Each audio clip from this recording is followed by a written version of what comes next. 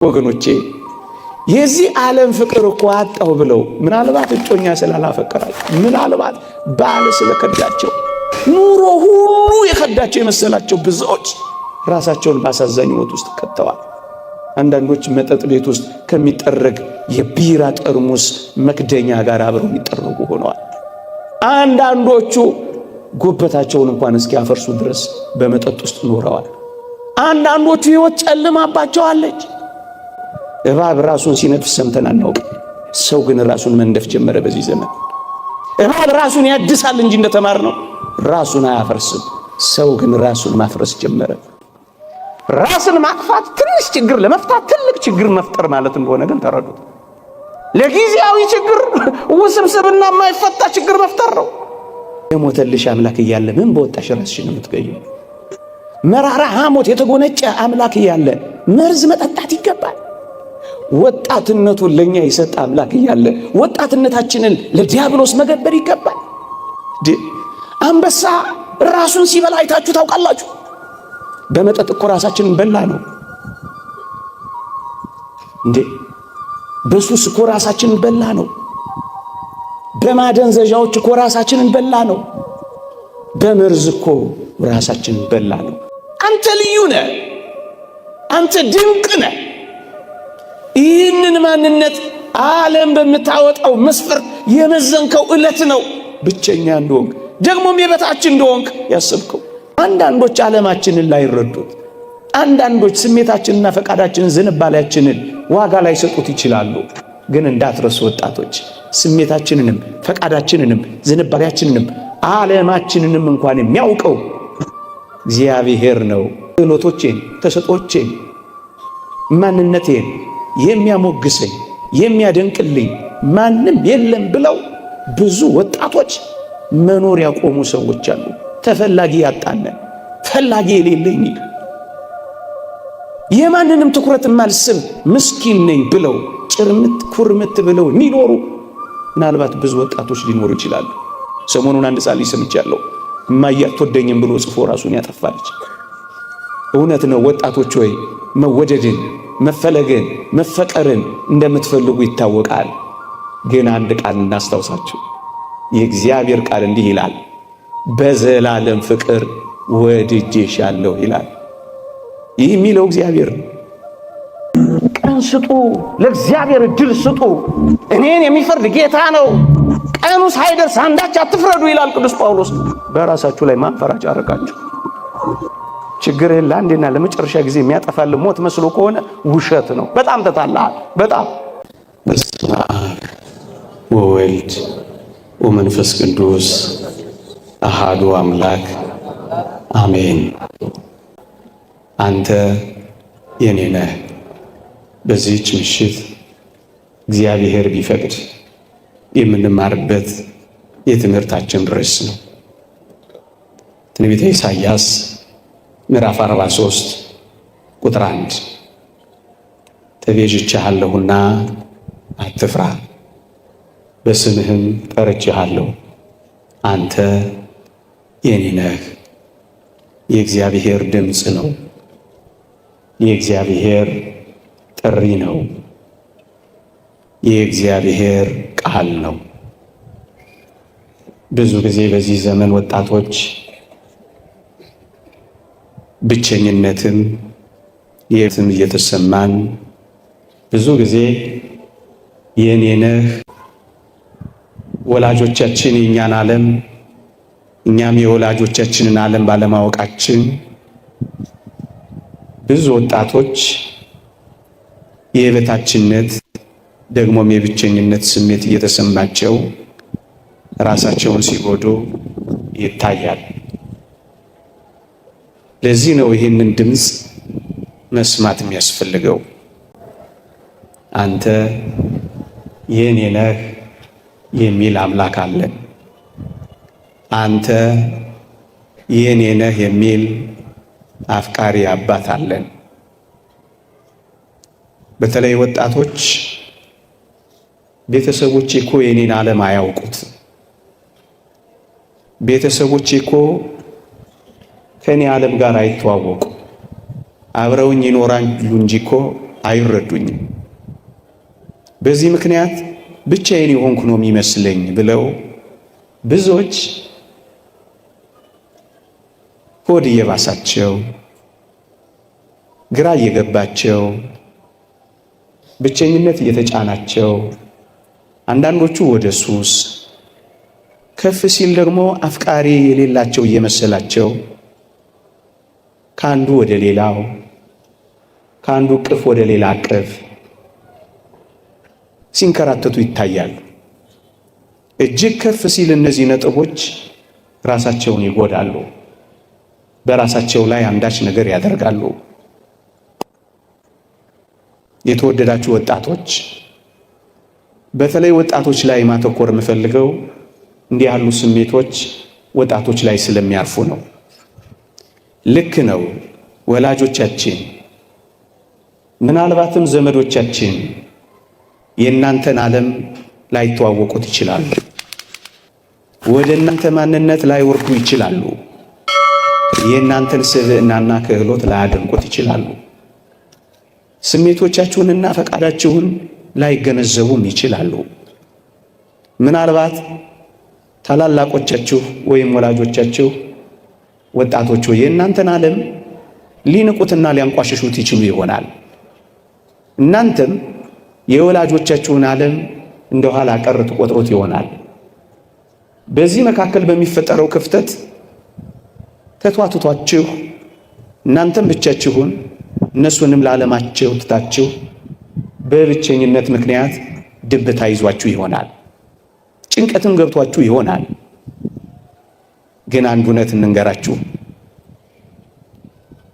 እነዚህ የጠቀስናቸው ሁሉ የኔና የእናንተን ዓለም ባያውቁት የተወደደ መድኃኒታችን ኢየሱስ ክርስቶስ የእናንተን ዓለም ያውቀዋል። የእኛን ዓለም ቀምሶታል። አስተውሉ ወጣቶች፣ ይህ የተዋረደውን ሥጋችንን እንኳን ሳይቀር ጌታችን መድኃኒታችን ኢየሱስ ክርስቶስ ሰው በመሆን የኔና የእናንተን ሥጋ ተዋህዶታል። ወደ ሰውነታችን ገብቷል። የኔና የእናንተን ሥጋና ደም ተካፍሏል። የኔና የእናንተን ዓለም ያውቀዋል። እንዲህ ወዳለው ሰውነታችን ብቻ አይደለም፣ የኔና የእናንተን ዓለም በሚገባ አጣጥሞታል። ከኔና ከእናንተ መካከል በረት አካባቢ የተወለደ ማን ነበር? ከኔና ከእናንተ መካከል ሽታና ክርፋት ያለበት ውስጥ የተወለደ ማን ነበር? የመጨረሻውን መተው፣ የመጨረሻውን መረሳት፣ የመጨረሻውን መገፋት እንደ አምላካችን የቀመሳለ ይመስልሃል? እህቴ ሆይ ተገፍተሻል። እንግዲያውስ መገፋትን አምላክሽም ቀምሶታል። ወንድሜ ሆይ ብቻህን ተትተሃል። ብቻውን በመተው ያንተን ብቻነትም ጭምር ቀምሶታል። ሽታና ክርፋታችንን እንኳን ሳይቀር ጋር እኮ ነው የተወለደው። ይሄን ብቻ አይደለም ወጣቶች ሆይ ዓለማችንንማ በደንብ አድርጎ አጣጥሞታል። የመገፋት ጥጉን፣ የመጠላት ጥጉን መድኃኒታችን ኢየሱስ ክርስቶስ አጣጥሞታል። እግዚአብሔር በላይ በሰማይ ሆኖ እኛን በታች በምድር አስቀምጦ የኮራብን እንዳይመስልን የተዋረድነውን መዋረድ እንኳን ቀምሶታል። እሱ ምን አለበት እብሪተኛና ትዕቢተኛ ነው እንዳንለው የመጨረሻ እግራችን ስር ተደፍቶ ማበሻ ይዞ እግራችንን አጥቧል።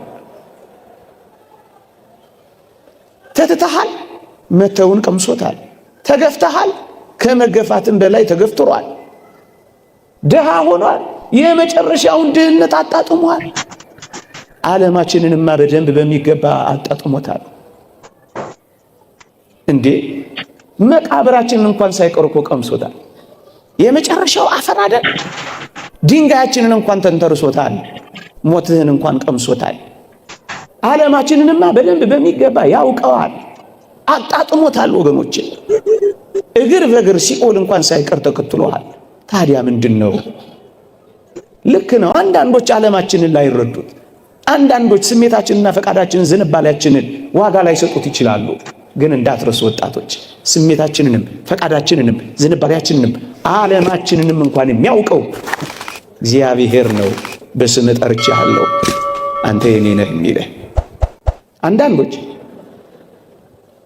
ስሜቴን፣ ፈቃዴን፣ ዝንባሌን፣ ድካሜን ሊረዱልኝ እኮ አልቻሉም አካባቢ ላይ ያሉ ሰዎች ብለው ሆድ ይብሳቸዋል። በዚህ ምክንያት ሱሰኞች ይሆናሉ። በዚህ ምክንያት ቁማርተኞች ይሆናሉ። በዚህ ምክንያት ቤታቸውን ይዘጋሉ። በዚህ ምክንያት ራሳቸውን እንኳን ሳይቀር ያጠፋሉ። ወገኖቼ ግን አንድ ነገር እንንገራችሁ፣ ስሜታችንን፣ ፈቃዳችንን፣ ዝንባሌያችንን እንኳን ብቻ አይደለም፣ ፈተናህን ብቻ አይደለም። የተወደዳችሁ ኦርቶዶክሳውያን እንዲህ የሚል የእግዚአብሔር ቃል አለ፣ ከኃጢአት በቀር በነገር ሁሉ እንደኛ ስለተፈተነ ሊራራልን የሚችል ሊቀ ካህናት አለ ይላል። ጎበዝ፣ እኔና እናንተ ከተፈተንነው በላይ ስለተፈተነ ስንፈተን ዝም አይለንም፣ ይራራልናል። ስንተው መተውን ስለቀመሰ ያውቀናል። ከኃጢአት በቀር በነገር ሁሉ ከዛስ ይራራልናል። አያችሁ፣ ድካምህን ያውቀዋል። ደክሟላ፣ ተፈትኗላ። ይሄንን ስለቀመሰ ይራራልናል። ባወጣ ያውጣው፣ እንደገባ ይውጣ፣ የራሱ ጉዳይ ሊሉ ይችሉ ይሆናል አካባቢዎች። ግን እንዳትረሳ ይራራልናል። አንዳንድ ወጣቶች በዚህ ምክንያት ብቸኛ ይሆናሉ። እንደሱ እንዳይሆን ነው የሚራራልን። ፈተናችንን እንኳን ሳይቀር መከራንም እንኳን ሳይቀር ሰው በመሆኑ በመቅመሱ ምክንያት የመራራቱ ምክንያት ሆኖልናል። እሱ ነው የኔ ነህ የሚልህ። ክህሎቶቼን፣ ተሰጦቼን፣ ማንነቴን የሚያሞግሰኝ የሚያደንቅልኝ ማንም የለም ብለው ብዙ ወጣቶች መኖር ያቆሙ ሰዎች አሉ። ተፈላጊ ያጣነን፣ ፈላጊ የሌለኝ፣ የማንንም ትኩረት ማልስብ ምስኪን ነኝ ብለው ጭርምት ኩርምት ብለው የሚኖሩ ምናልባት ብዙ ወጣቶች ሊኖሩ ይችላሉ። ራሳቸውን በዓለም መመዘኛ ይመዝኑና በዓለም በምትመዝነው መመዘኛ ራሳቸውን ያረከሱ ማለት ዋጋ ያሳጡ። በዚህ ምክንያት ምን ሆነዋል? አንገታቸውን ቀብረዋል። ለምንድን ነው ራስን የምታራክሰው? በዓለም መመዘኛ ውብ አልሆንክም ብለው ኤክስ ሲያደርጉብህ አሁን ብለህ ለምንድን ነው አንገትን ዘለስ የምታደርገው? ክህሎቶችን፣ ተሰጦችን፣ ማንነትን፣ ውበት እንደ እግዚአብሔር ያከበረ አንተም የእግዚአብሔርን ቃል እንዲያውም እንደ ሰው እግዚአብሔርን የናቀው የለም። ደግሞስ በምድር ላይ ለሰው እንደ እግዚአብሔር ያከበረው የለም። ለምንድን ነው? በእነዚህ ምክንያት ተሰጦችን፣ ክህሎቶች፣ ማንነቴን ምናልባት አላወቀውም እንጂ ሳይንስ ሁሉ የሚኮርጀው ካንተ ነው። ሰው ውስጥ ከ5 እና ከ6 በላይ ትልልቅ ፋብሪካዎች አሉ። ነርቭ ሲስተሙ፣ ኤሌክትሪክ ሲስተሙ። ይሄ ቴክኖሎጂ እኮ የሚኮረጀው ካንተ ማንነት እኮ ነው። አንተ ልዩ ነህ፣ አንተ ድንቅ ነህ። ይህንን ማንነት ዓለም በምታወጣው መስፈርት የመዘንከው ዕለት ነው ብቸኛ እንደሆንክ፣ ደግሞም የበታች እንደሆንክ ያሰብከው። በአንድ እጅ ጣት የማይቆጠሩ ሰዎች ትኩረት ስለነፈጉ ለምንድን ነው አንተ ለራስህ ትኩረት የምትነፍገው? ጥቂቶች ስላላጨበጨቡልህ አንተ ለምንድን ነው ስታለቅስ የምትኖረው? የብቸኝነትም የበታችነትም እንዳይሰማ አየው፣ ዓለምህን ተዋውቆታል። ፈተናህን ድካምህን ስላወቀ ሊራራልህ የሚችለው አምላክ አንተ የኔ ነህ ይልሃል። ሰሞኑን አንድ ጻልይ ሰምቻለሁ። እማዬ አትወደኝም ብሎ ጽፎ ራሱን ያጠፋለች።